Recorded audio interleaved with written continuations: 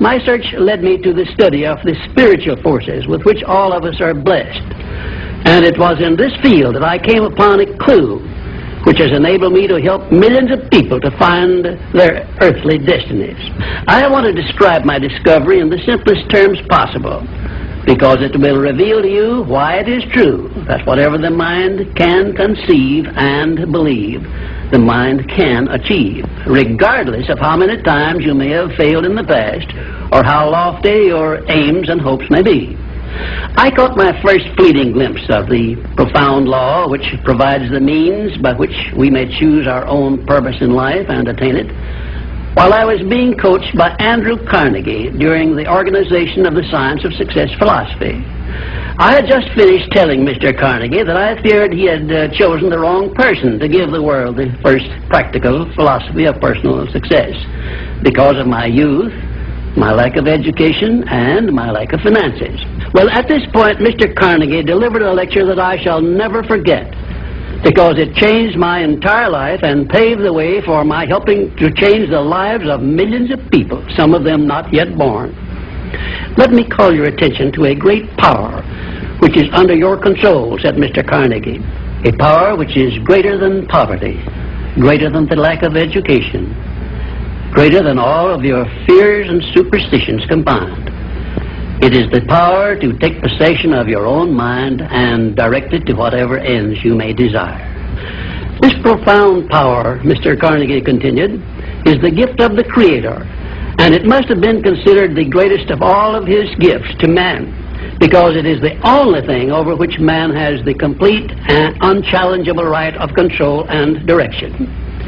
When you speak of your poverty and lack of education, Mr. Carnegie explained, you are simply directing your mind power to attract these undesirable circumstances, because it is true that whatever your mind feeds upon, your mind attracts to you. Now you see why it is important that you recognize that all success begins with definiteness of purpose, with a clear picture in your mind of precisely what you want from life.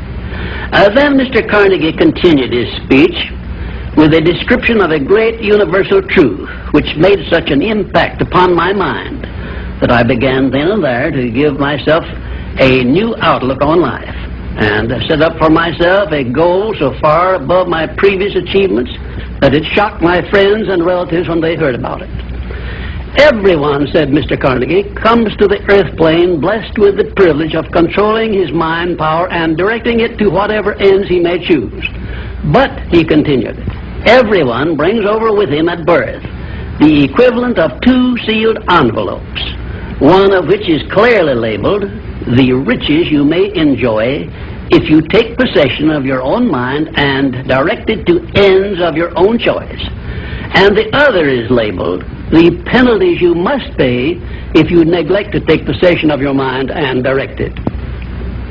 And now let me reveal to you, said Mr. Carnegie, the contents of those 2 sealed envelopes. In the one labeled riches is this list of blessings. 1, sound health. 2, peace of mind. 3, a labor of love of your own choice.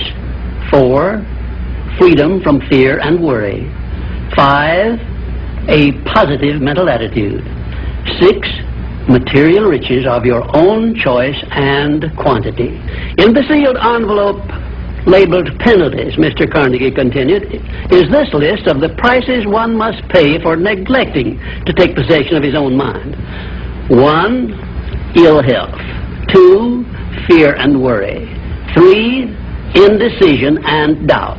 4, frustration and discouragement throughout life. 5, poverty and want. 6, and a whole flock of evils consisting of envy, greed, jealousy, anger, hatred, and superstition.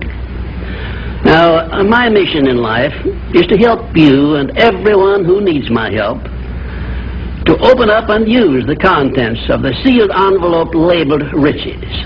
And the starting point from which you must take off if you wish to write your own ticket from here on out for the remainder of your life, I will describe for you in these simple instructions. 1, procure a neat pocket-sized a notebook, or something on the order of this one here, loose leaf affair.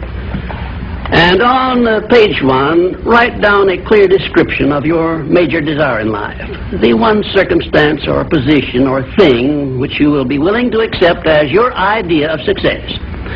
And remember before you begin writing that your only limitations are those which you set up in your own mind or permit others to set up for you. And 2, on page 2 of your notebook, write down a clear statement of precisely what you intend to give in return for that which you desire from life. And then start in right where you stand now to begin giving. And 3, memorize both of your statements, what you desire and what you intend to give in return for it. And repeat them at least a dozen times daily. And always end your statements with this expression of gratitude for the blessings with which you were gifted at birth. I ask not, O divine providence, for more riches, but more wisdom with which to accept and use wisely the riches I received at birth in the form of the power to control and direct my mind to whatever ends I desire. If you are not too successful or self-satisfied to accept and express this profound prayer, if you accept it and express it in the same spirit of humble sincerity in which I pass it on to you, a new and a better world will reveal itself to you. A world in which you will see reflected the circumstances and the things which you yourself have created. And now let me close this, our first visit, with my favorite expression of gratitude. O divine providence, I ask not for more riches, but more wisdom with which to make wiser use of the riches you gave me at birth, consisting in the power to control and direct my own mind to whatever ends I desire.